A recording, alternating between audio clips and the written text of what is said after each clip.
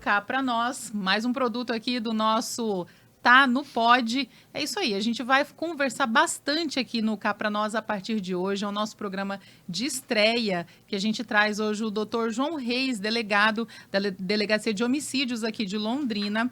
A gente vai conversar bastante hoje sobre o caso do menino Tiago, que no dia 10 de junho agora fez um ano do desaparecimento. E no dia 16 fez um ano em que o corpo do menino foi encontrado.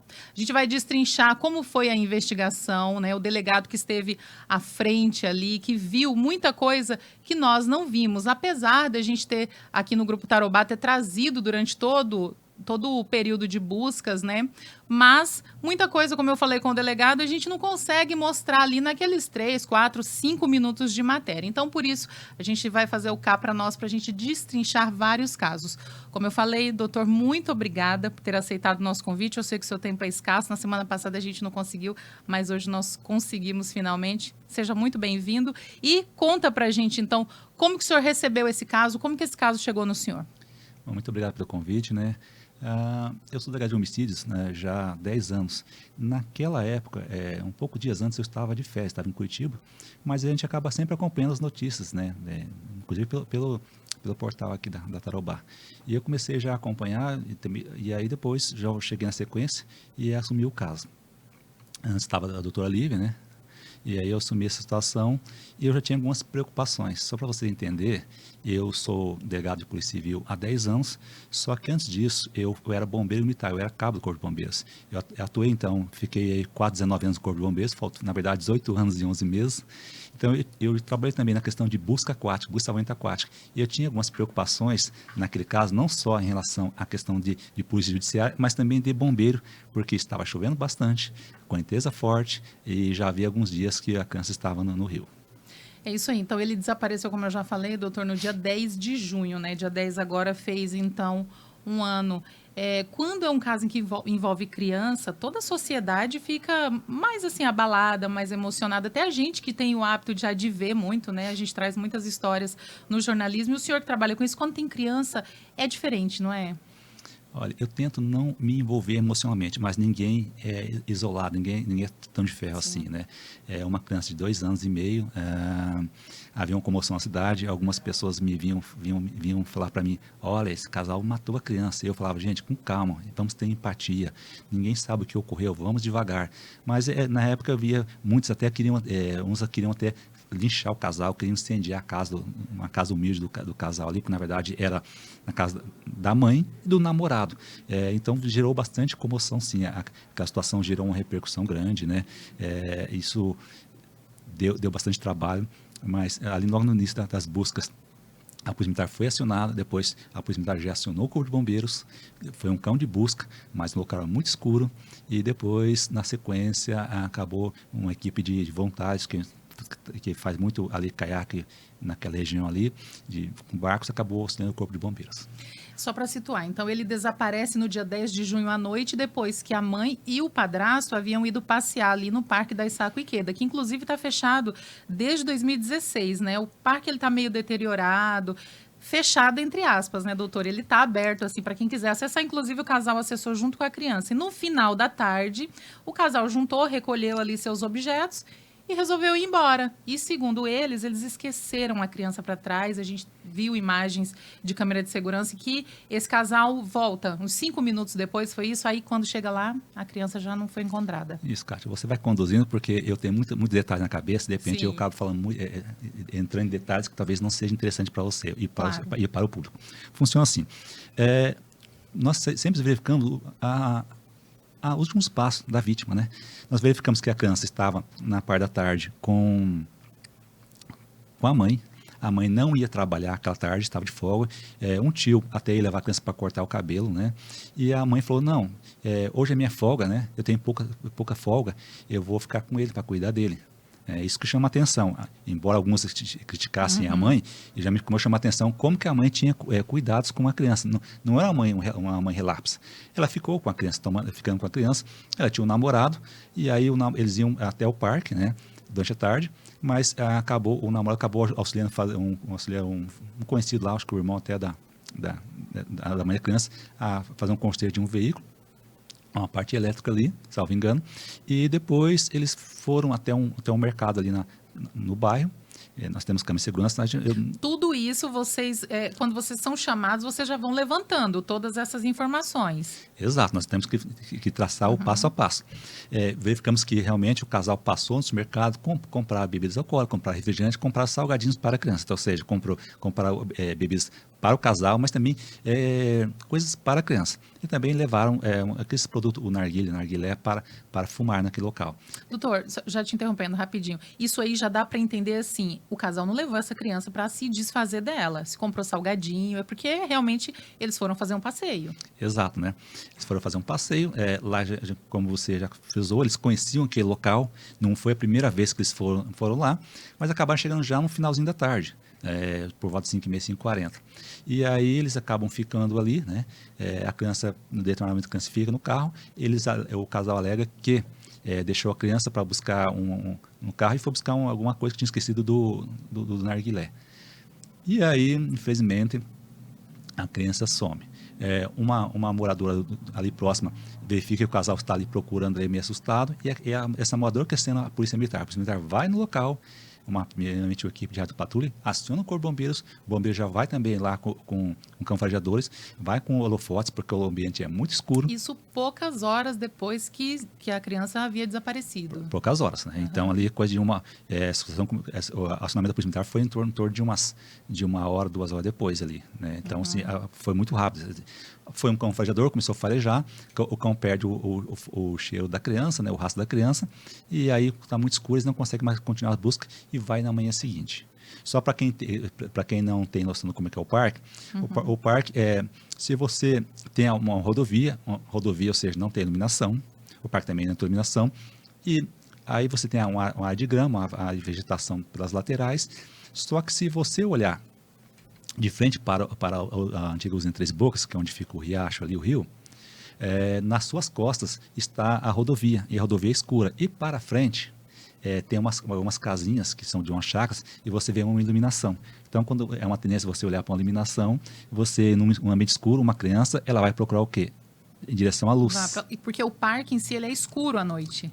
Totalmente escuro, é um breu. Você não vai conseguir enxergar ali um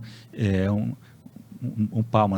Que horas era mais ou menos? Eu lembro da imagem de câmera de segurança do casal voltando, que a gente vê o carro vindo e de repente o carro voltando muito rápido. Isso já estava de noitinha, né? Estava começando a escurecer. Eles saíram lá por volta de umas 19 horas da noite. Depois eu tenho que chamar a atenção nesse detalhe, como é que o carro volta. É isso que vocês têm que prestar atenção. Isso demonstra como que o casal ficou desesperado. Não foi um casal que quis deixar a criança. Né? O carro ele tinha um rastreamento, um sistema de rastreamento por GPS, sistema de posicionamento global. Então, aonde o casal passa, tudo onde eles vão, tudo foi possível verificar e confirmar a versão deles. E se você observar essa câmera de segurança que a imprensa teve acesso, o carro passa em alta velocidade. Ou seja, quando o casal chega numa parte mais clara, ou seja, não tem iluminação ali, porque em frente à penitenciária tem iluminação e lá naquele local não tem a rodovia, a mãe olha para o banco de trás. E ela porque ela percebeu que estava em silêncio.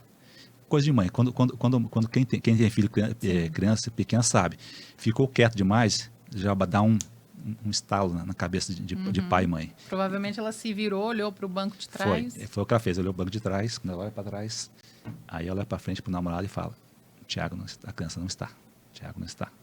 E aí voltam desesperados para procurar a criança. Depois aparece uma outra pessoa lá, que é essa pessoa que vê o desespero do casal, que aciona a polícia militar. Doutor, ela esquece o filho, porque ela fala que ela colocou ele dentro do carro, né? Ela organizou as coisas ali. É um carro de ele tem 2 portas, né? Não tem 4 portas. Não. Então ela teria colocado a criança, puxado o banco, talvez. Ela falava que ele também era meio espoleta, danadinha, era uma criança meio elétrica, né? Ele não parava. Ela falou algumas vezes isso. O senhor encontrou a mãe? Quanto tempo o senhor assumiu? Começou a doutora Lívia, né? Começou a doutora Lívia. Eu assumi coisa de uma semana depois, no máximo. o que os investigadores, quem conversava ali com ela, sentia nela? Porque, assim, pra gente que trabalha na televisão, eu sei que a gente já viu muitos casos de pessoas que acabam posando diante da televisão, quando vê câmeras. Como que eles estavam durante todos os dias de busca, tanto a mãe quanto o padrasto? Estavam bem apreensivos, nervosos, né? E na verdade, quando eu disse uma semana não foi bem antes, porque o corpo foi achado 6 dias depois. Eu acabei voltando bem antes, né? Não, o casal estava desesperado, né? Começou até a achar que poderiam ter sido que poder ser sequestrada, porque quando você começa numa situação dessa, a pessoa começa a puxar diversas possibilidades. Ela quer achar uma solução para o caso. Até acharam que a criança poder ser sequestrada, mas não é o caso. Como eu disse, a minha intuição quando eu fui no local, eu fui pessoalmente no local, era que o que eu fui no local era o seguinte: aquela criança foi para o lado da luz, ela caiu naquele rio e foi levada. Essa luz fica entre o rio, o parque está do lado de cá, o rio aqui, e tem uma queda, né, doutor, Isso. ali. Então, imagina assim, para quem está olhando em casa, nas minhas costas é a rodovia escura, aqui está a grama, depois, quando vai acabar essa mesa, tem um desnível de 11 metros e é o rio. Porque ali tem uma parte gramada. E é uma queda d'água ali também, né? Correnteza. Sim. Ali, seguinte, a criança tinha 3 opções para cair. Se ela cair um pouco para a esquerda, ela iria cair na terra, iria provavelmente morrer pela altura, 11 metros, né? Ou atordoado, ele podia levantar e caminhar para o rio de qualquer forma, né? Dificilmente pela 11 metros de altura, a chance é que a criança já ficasse em óbito ali. A segunda opção é que a criança caísse direto no rio. E a terceira opção, a criança cai direto no rio, mais em cima de umas pedras. Por uma dessas coisas do destino, a criança caiu direto na água. Não ficou com fraturas, depois eu falo essa parte, não ficou com fraturas, mas ela foi levada para a correnteza, porque naquela época estava muita chuva, choveu bastante em Londrina, então o nível do rio estava bem acima do normal. Sim, chovia muito, inclusive a gente comentou aqui, é bom a gente falar, já a gente vai falar das buscas, chovia e fazia muito frio, né? E foram alguns dias ali de muita apreensão, ao mesmo tempo em que vocês investigavam, tentavam entender se realmente tudo que o casal estava contando era verdade. Os bombeiros estavam na água, tentando encontrar o corpo do Tiaguinho. E também fora, né, doutor? Porque existe, como o senhor falou, existe essa possibilidade também de sequestro. Vocês trabalhavam também com isso? Ou eles se perderam? Tem uma matinha ali também, né? Tem. Eles se perderam nessa matinha. Tudo isso vocês trabalhavam ao mesmo tempo? Era uma possibilidade, né? Quando começou as buscas, estava o bombeiro, né? E também estava uma equipe de voluntários que sempre está ali fazendo a parte de como diz, canoagem ali, sempre estava naquela região de mata ali, de rio. Como eu disse, eu era bombeiro, então eu trabalhei no Corpo de Bombeiros, trabalhei na parte de busca aquática. Minha preocupação ali de bombeiro era que depois de uns 6 dias, 7 dias no máximo, não iria mais achar o corpo da criança, porque o corpo sobe, tá? E depois, ou seja, o corpo vai emergir, depois vai submergir. Porque funciona assim de maneira, rapidamente. Quando a pessoa vai a óbito, inicialmente no afogamento, vai entrar água nos pulmões, né? Expulsa o ar dos pulmões, água nos pulmões, e esse corpo vai descer, vai afundar no rio. Depois começa a ação de bactérias. As bactérias começam a fazer a putrefação do corpo e vai formar gases no corpo. Esse corpo vai dar uma inchada, então o corpo vai subir. Em média, 72 horas. Só que com a questão do frio, isso pode dar uma oscilada. O problema é que depois de algum tempo, no máximo 6 dias, 7 dias no máximo, esse corpo vai submergir novamente. Ou seja, se não achasse o corpo enquanto ele estivesse ali, boiando, aí ia ser difícil achar depois. E até para poder depois comprovar ali como é que seria a causa da morte. Então os bombeiros começaram a descer aquele rio várias vezes, bombeiros voluntários desceram, refizeram o caminho, porque quem mexe com busca aquática sabe que o corpo poderia estar enroscado em alguma galhada ou mesmo preso embaixo. Outro problema que poderia ter ali é o corpo ter enroscado numa galhada embaixo do rio, e aí não ia submergir. Ou algum momento ele ia aparecer boiando, foi o que ocorreu. Voluntários que estavam junto com os bombeiros localizaram o corpo boiando a 10 metros 10 quilômetros do ponto que ele caiu. Só que para poder retirar o corpo, devido àquela região de mata ser tão difícil, que os bombeiros e os voluntários tiveram que descer mais 3 quilômetros, ou seja, deu 13 quilômetros para poder fazer a retirada do corpo. E os bombeiros fizeram um trabalho incrível, voluntários também, né? A gente acompanhou durante todos esses dias. Eles muito frio naqueles dias. E a gente ficava pensando, essa criança, meu Deus, será que essa criança está dentro da água? Será que... Muita gente também, naquela esperança, né, do Tiaguinho estar vivo em algum lugar, talvez dentro da mata, e muito frio. Realmente, o trabalho dos bombeiros ali foi incrível. Nessa expectativa de a criança estar viva, eu recebi um vídeo em que aparecia uma criança com a característica da criança Tiago. E as pessoas diziam que ela estava sendo mantida em cárcere privado e sendo espancada. E aí eu peguei esse vídeo e encaminhei para o Instituto de Criminalística do Instituto de Identificação da Polícia Civil, que faz reconhecimento facial e faz a comparação. E eles acabaram descartando, né, que aquela criança realmente tinha semelhanças, mas eu, nessa parte, eu digo que sou leigo. Eu observava, falei, não, tem semelhança, mas não me parece que é. Mas vamos, por cautela... Mandaram uma foto, então, para vocês. Não, um vídeo. Um vídeo que circulava em grupos de WhatsApp, que mostrava uma criança sendo agredida por uma pessoa que diziam que essa criança estava sendo sequestrada, estava sendo mantida em cárcere privado. Caminhado para Curitiba, foi descartado, não era a criança, e aí realmente só tinha uma expectativa, que era localizar a criança no Rio, como foi localizado. Durante todos esses dias, a mãe e o padrasto acompanhavam as buscas, e eles também, é importante a gente falar, que eles sofriam ameaças, né? Muitas, principalmente nas redes sociais. Eu lembro que algumas pessoas entravam nas redes sociais, falavam que que a mãe participava de uma seita por causa de uma foto que tinha dela lá. Mas vocês não podiam descartar nada. Vocês investigavam tudo que aparecia. Sim, assim como esse vídeo que eu recebi, que uma criança estava em cárcere, poderia estar em cárcere privado, né? Eu recebi essas informações de ser seita satânica, diversas coisas, algumas coisas até barbaridades, mas eu não descarto nada. Eu não acredito, mas também não descarto. Então, nós verificamos todas as possibilidades. E tudo indicava realmente aquilo lá, que era a criança teria caído no rio, se afogado. Minha preocupação era que a criança tivesse ficado presa em uma galhada e não achasse o corpo. E aí ia dificultar muito as demais investigações. Porque, para vocês entenderem, depois que o corpo foi localizado, né, eu recordo bem do corpo da criança. A criança estava com uma calça preta, um chinelinho azul no pé direito. Ele estava ainda com o chinelinho? Um chinelinho, outro pé estava sem um chinelinho. O que chinelinho tem? Tem uma alcinha atrás ali, uma preseirinha atrás, uma camiseta verde com as estampas, né? Então, assim, a criança estava bonitinha. Dá dó, sabe?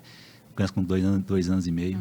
A criança é bem cuidada pela mãe, sim. A criança tinha alguns sintomas, talvez alguns traços, né, de autismo, mas isso ia ter que ser verificado depois.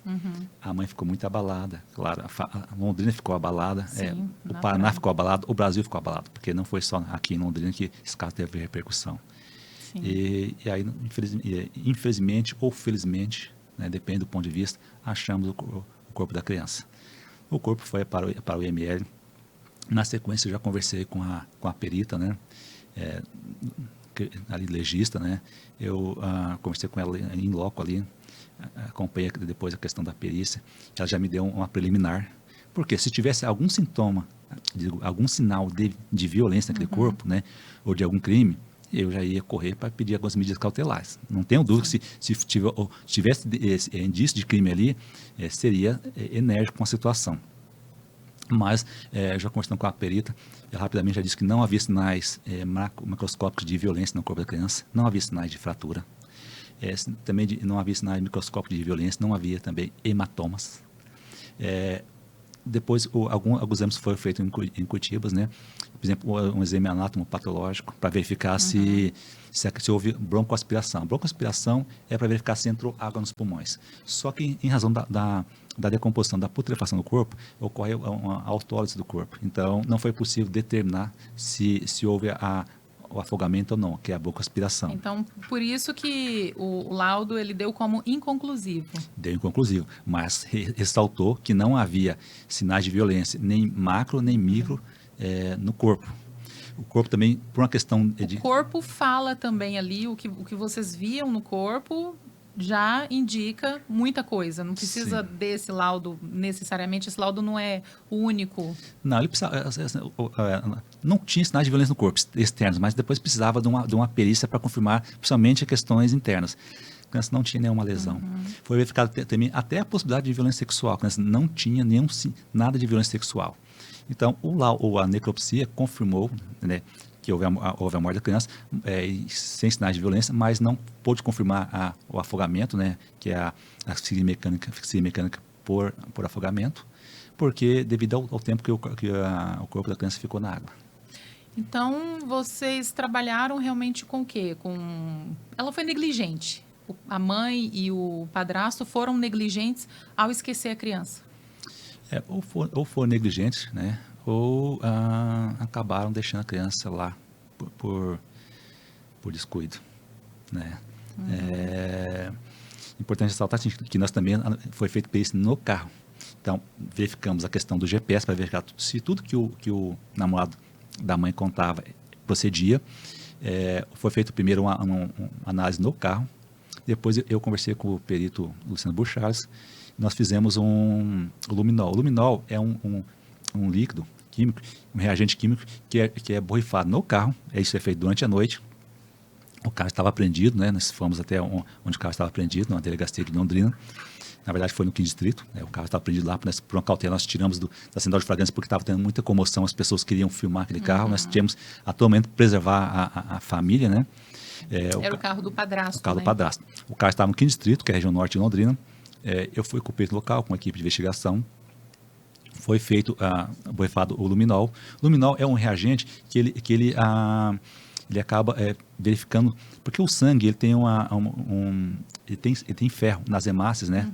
Ele tem ferro. Então esse reagente ele acaba reagindo aí com ferro do sangue, e aí durante a noite é possível você verificar, você coloca uma luz, né, especial, e você verifica se ficou azul. Onde ficou azul é onde tinha sangue, né? E realmente o carro não tinha nenhum sinal de violência em termos de sangue, ou seja, ali no carro já se descartava qualquer possibilidade de violência na criança no carro. Quantas pessoas vocês ouviram nesses dias, doutor?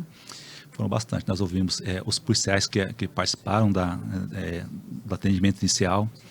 Ouvimos vizinhos da chácara, primeiramente uma senhora que auxiliou no atendimento do casal, algumas pessoas próximas. Ouvimos familiares, ouvimos até a babá da criança, porque essa criança, a mãe trabalhava e deixava a criança com a babá. A babá é uma peça muito importante Sim. nisso. A babá nunca percebeu também nenhum sinal de violência no corpo da criança. A criança sempre foi bem cuidada, né? A babá que percebeu que a criança tinha alguns traços de autismo. E por isso que a babá indicou para que a mãe procurasse um atendimento médico, e ia ser feito até isso. O Tiaguinho, ele era filho único? Filho único. Da Letícia, né? Letícia Fernanda. Isso, filho único. Filho único. A babá, então, ela dizia que ela deixava a criança lá, tudo bem, a criança era bem cuidada. A criança era bem cuidada, a babá nunca percebeu, como disse, sinal de violência. Conversei com o tio, né? Com o tio da criança. Inclusive, como eu já ressaltei aqui anteriormente, o tio ia levar a criança para cortar o cabelo. A mãe quis ficar com a criança, justamente porque cada trabalho era um dia de folga dela. Ela quis dar atenção para a criança. Parece que foi um dia de azar mesmo, né? Acho que vocês não trabalham com essa hipótese, né, doutor, de azar. Assim, foi um descuido que, infelizmente, terminou com esse final trágico. Como o senhor falou, foi notícia nacional, quiçá internacional. Muita gente falou sobre isso, muita gente ficou ali. Muita gente também faz a investigação junto com vocês, né? Principalmente nas redes sociais. Tem muita gente que faz aqueles levantamentos ali. E a mãe, ela precisou de segurança durante esses dias aí, porque muita gente massacrou essa mãe nas redes sociais, principalmente. Ela acabou, teve essas ameaças, mas depois acabou acalmando. Eu, quando eu gravava as entrevistas, eu sempre dizia, pessoal, vamos ter empatia com essa mãe. Não vamos julgar, nós não sabemos o que ocorreu. Eu sei que as pessoas vinham me falar, foi o padrasto. Foi a mãe, tal. Seita satânica. Essa criança foi sequestrada. Diversas possibilidades. E tudo apontava para que realmente a criança tivesse caído naquele rio. Eu, quando comecei depois que fui no local e comecei a ouvir, refazer todo o que já tinha sido feito, em termos de oitivas, para olhar, eu tinha na minha convicção, né, de que a criança tinha caído no rio, como eu disse. Eu era bombeiro militar. Ali eu usei a minha experiência de bombeiro militar e também de delegado de polícia. E é isso em termos de busca, em termos de investigação.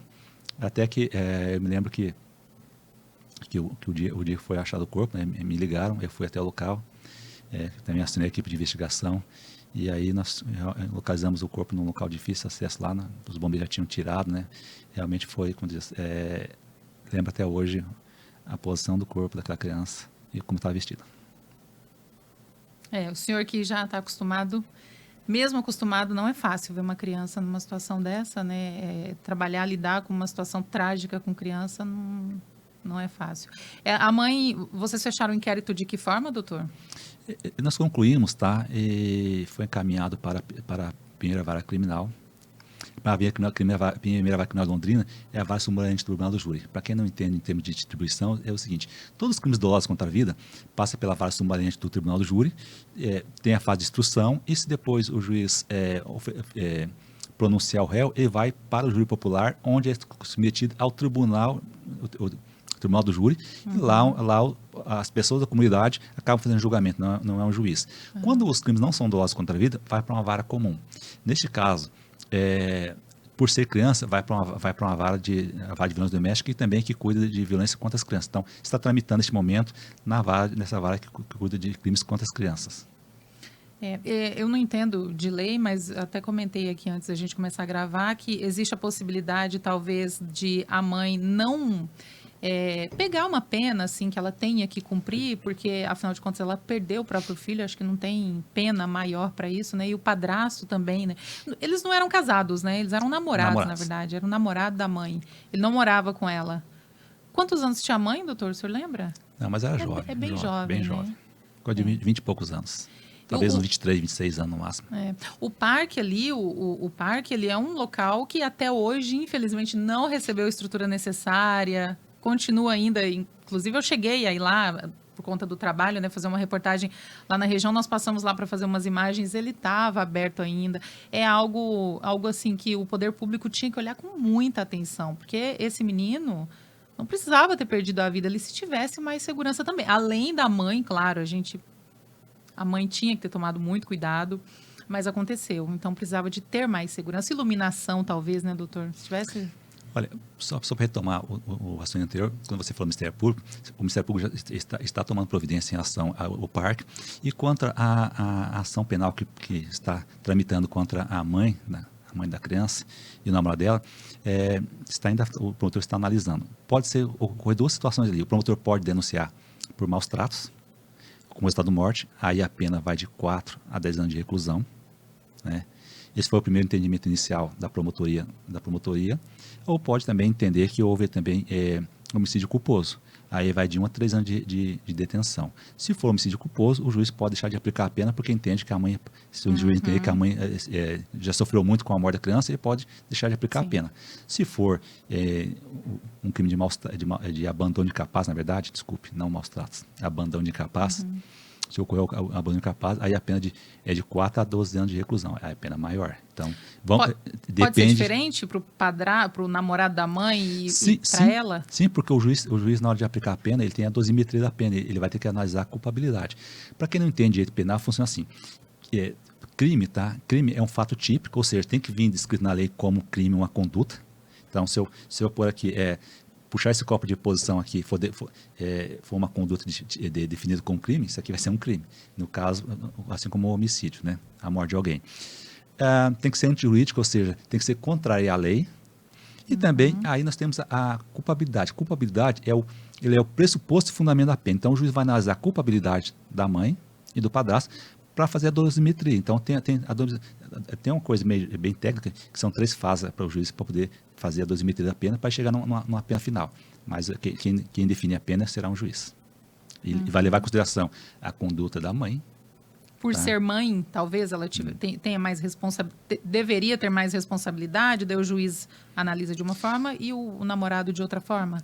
O juiz vai ter que analisar a conduta da mãe e a conduta do namorado, né? Então, aí como que o juiz vai analisar, não tem como eu analisar, entrar nessa seara, porque é uma coisa do juiz. Né? Mas o juiz vai ter que, ele faz, quando ele vai aplicar a pena, ele deixa bem claro, ele individualiza as condutas.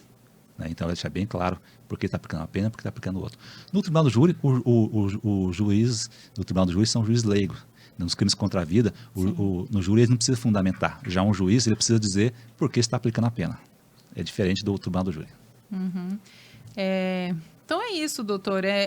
Foi um caso que chamou muita atenção e que eu acho que nada que acontece a gente precisa trazer para nós também, para o nosso universo, para o nosso mundo, a gente como ali sociedade. Foi uma irresponsabilidade da mãe, isso é certo. Não foi um crime? Até perguntar isso para o senhor, foi um crime? É considerado um crime? O que aconteceu, o caso do menino Tiaguinho? Olha, juridicamente, sim. Juridicamente, isso foi um crime. Uhum. Agora, socialmente, aí cada um tem a sua conduta. Quando você estuda direito, tem um livro do Hans Kelsen, que pergunta o que é justiça. Então, em linhas básicas, ele diz que quando Jesus estava diante do pretor romano, né, ele é questionado sobre se ele era rei. E ele diz que veio a esse mundo para dar testemunho da verdade. Ao que o romano, né, pergunta o que é verdade. O romano não esperava a resposta para essa pergunta. E o santo também não a deu. Aí, dessa eterna questão, surge uma pergunta bem mais veemente. O que é justiça? Certo que por nenhuma outra questão, se debruçaram tantas mentes ilustres, de Platão a Kant, e até hoje continua sem resposta. Talvez seja aquela pergunta que a gente pode apenas perguntar melhor, o que é justiça? Então, cada um terá em casa o seu conceito de justiça. Eu tenho meu conceito de justiça pessoal, né, que eu não aplico, porque hoje eu sou delegado, então eu sou operador de direito, né, mas deixando uma última citação, que acho que é importante. Aristóteles diz: a lei é a razão livre da paixão. Então, nós não podemos deixar a paixão contaminar a lei. Por isso que um juiz, um promotor ou um delegado, ele tem que deixar suas paixões, suas emoções de lado e aplicar apenas a lei, se baseie na lei. Os comentários que as pessoas fazem, às vezes a gente vê uns maldosos, outros mais de empatia com a mãe, depende de cada pessoa. Isso aí. E fica aqui o nosso convite para Letícia Fernanda, né, que é a mãe do menino Tiago. Se ela quiser falar com a gente também, claro que nós estamos aqui com os nossos microfones abertos. Na época, a gente ouviu ela muito rapidamente, a gente viu o quanto essa mãe estava ali comovida também. Ela, com certeza, ela paga todos os dias, eu acredito, quando ela do acordar ou dormir por conta, né, desse erro fatal. E também o namorado da mãe, que é o David, né? David, se quiser falar com a gente também, estamos também aqui disponíveis para ouvir. E foi um caso muito trágico, que a sociedade também aprenda atenção com crianças. Na minha casa tem 3, doutor, e eles já estão quase pré-adolescentes e a gente está sempre ali de olho em tudo que eles fazem e que a gente tenha como lição. E o poder público, a lição precisa arrumar aquele local. Até hoje, é incrível como já se passou 1 ano que o menino Tiago morreu ali naquele local e até hoje ninguém fez nada. O parque está lá, o Ministério Público está tentando também, né? Existem muitas promessas de reforma, mas até agora a gente não viu nada e a insegurança no local continua. Obrigada, doutor. Por nada.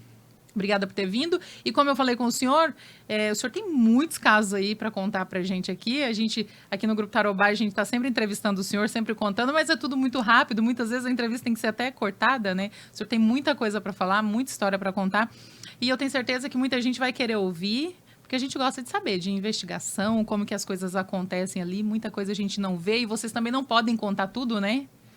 Exato. Só para você ter uma noção, em 2015... 2016, nós fizemos uma investigação que nós usamos uma coisa chamada quebrar torre de celular. É um termo da seguinte maneira, quebrar torre. O celular, ele trabalha por células, então cada local tem uma torre. E nós verificamos chamada estação de rádio base.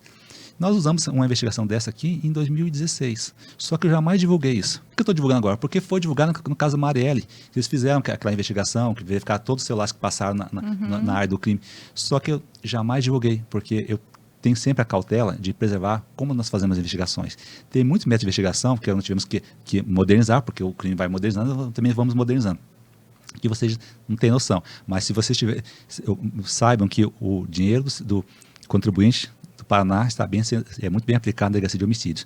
Não posso dizer tudo, não posso até mostrar alguns equipamentos que nós temos lá, porque isso iria atrapalhar as investigações. Mas temos equipamentos de ponta, né? Se um dia você quiser conhecer pessoalmente, posso te mostrar lá que você vai verificar, nós temos equipamentos de ponta na delegacia de homicídios. Mas, infelizmente, o público não vai poder ter acesso. Sim, sim, porque motivos óbvios, né? Porque a malandragem está aí de olho, querendo descobrir como que vocês... E durante uma investigação também, não é possível contar tudo, porque senão, vocês têm que estar sempre um passo à frente, né? Nem mesmo para familiares nós contamos, tá? Porque já aconteceu de familiares ter interesses escusos na investigação. Então, nós não contamos. A família vai lá, não, está sendo investigado. Nós deixamos que as pessoas falem. Nós temos muito por hábito o investigador tem por hábito ouvir e falar pouco.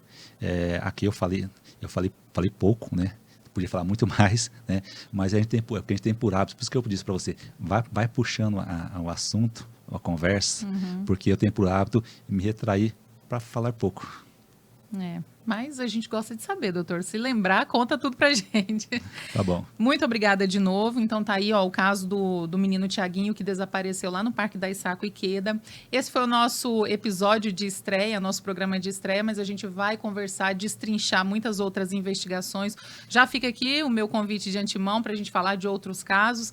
E nos próximos episódios a gente quer trazer aqui, ó, vítimas, advogados, né, pessoas da sociedade que estiveram aí dentro de algum crime, de algum caso de repercussão, tanto aqui na cidade de Londrina quanto na região, e que foram casos aí de repercussão a nível nacional até a nível mundial. É isso aí. Obrigada, doutor. Tchau.